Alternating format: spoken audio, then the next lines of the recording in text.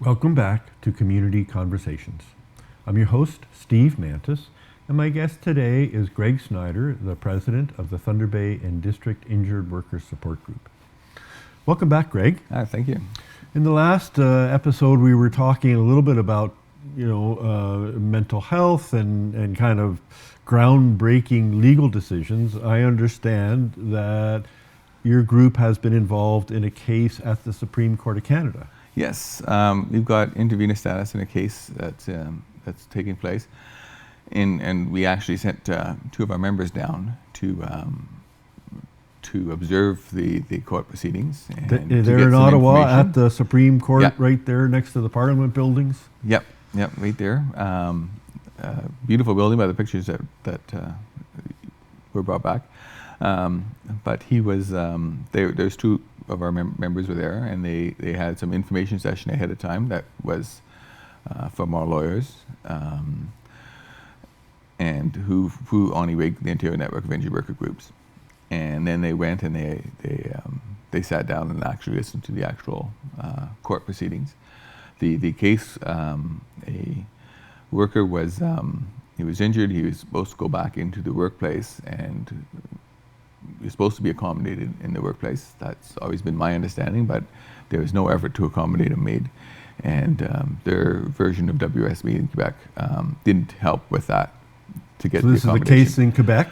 Yeah, it's a case in Quebec. That ended up at the Supreme Court of Canada. Yeah, so it went through the original appeal process within the Quebec system, and then it went into the court system in Quebec, and from there works its way up to the Supreme Court.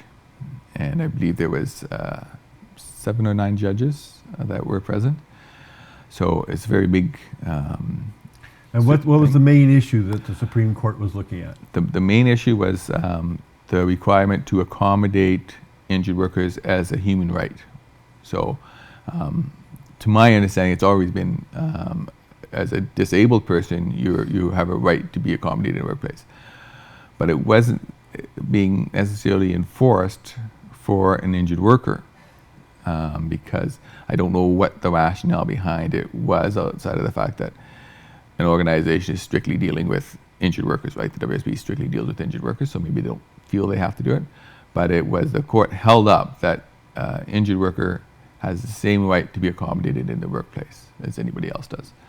So this was an issue where everyone under the human rights legislation, anyone who has a disability has the right to a reasonable accommodation at work, except for injured workers. Well, it seemed to be being enforced that injured workers didn't. So that's changed now, because the Supreme Court decision has said that injured workers are entitled to that benefit, and that you have to work towards getting them accommodated. Both the WSB and the employer has to have a responsibility to ensure that the worker is accommodated in the workplace. So that was the issue at the hearing just recently, I understand. Has a decision come out on that yet? No, the decision hasn't been made actually, but from what we were told, the judges asked a lot of questions of the defendant, or I've got to figure which side it is. Compensation board was asked a lot of questions to the lawyer, whereas our lawyer was asked very few questions, and so they came out of feeling very positive about what the decision will be. But we have to wait maybe months before they finally issue a decision. So this was a case, if I understand, that here our local group in Thunder Bay, through their provincial organization, was there with lawyers at the Supreme Court of Canada. This is some of the work that is done with the group. Yes, for sure. It has to do, I think, with the lobbying and the pushing for legislative change. And this is some of the stuff that we do. And sometimes, in this case, it wasn't legislative change. It was the way the Human Rights Commission looks at people who need accommodations in the workplace, and how they see injured workers. And it changes. Of course, they affect the way everybody looks at injured workers. So it looks like to be a huge victory. And when we were talking earlier, you were saying another area of focus is workers with invisible disabilities. Tell me more about that. Well, a lot of injuries, post-traumatic stress disorder is getting a lot of attention right now, but there's lots of mental health injuries and stuff, and When you think about it, we've got two people here with glasses. Well, the organ, the eye's a very complicated organ, but the brain must be far more complicated. And so these were all invisible disabilities. Pain would also be, for some people, an invisible disability. And people get a lot of flack over their invisible disabilities, because we can go back to talking about people not being accommodated, or they're accommodated and people don't think they deserve their accommodation. Well, because you can't see what the issue is. But it is there, it is real, and it's only invisible. You know, I think they should call it the invisible to layman disability, because the doctors know it's there. There's stuff they can do to know that it's there. The family certainly knows a lot of these disabilities are there because they've seen the change.